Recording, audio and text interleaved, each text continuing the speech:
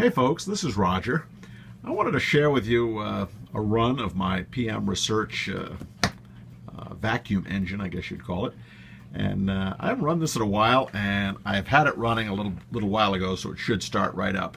Anybody familiar with these knows they're a little temperamental as it relates to the orientation of that flame to the cylinder. When you get the sweet spot, which is where it is right now, it runs beautifully. I've attained that sweet spot and then marked it.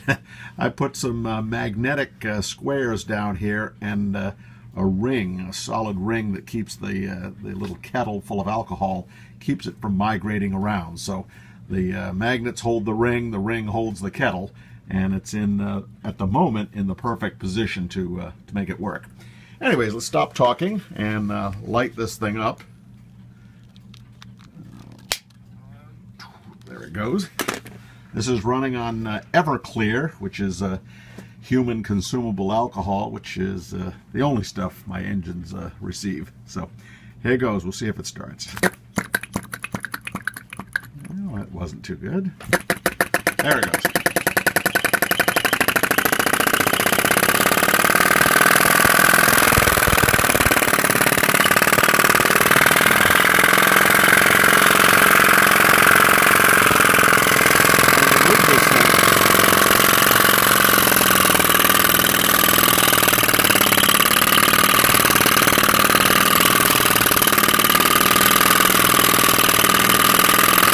It really runs very well once you found that sweet spot for the flame. Periodically you lubricate the cylinder. Oh, the flame must have blown out. Light her up again here. Yep. Periodically you have to lubricate the cylinder with graphite.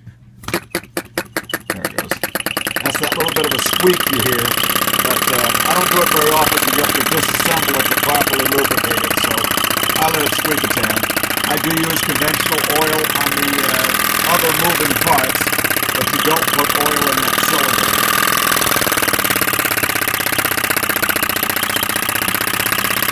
It's a novelty.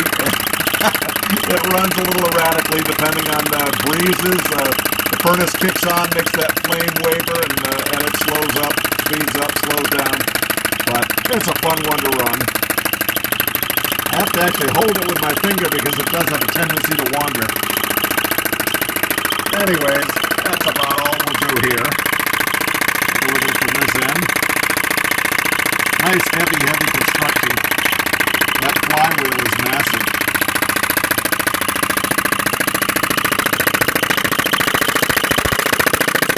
So there you go. PM Research vacuum engine.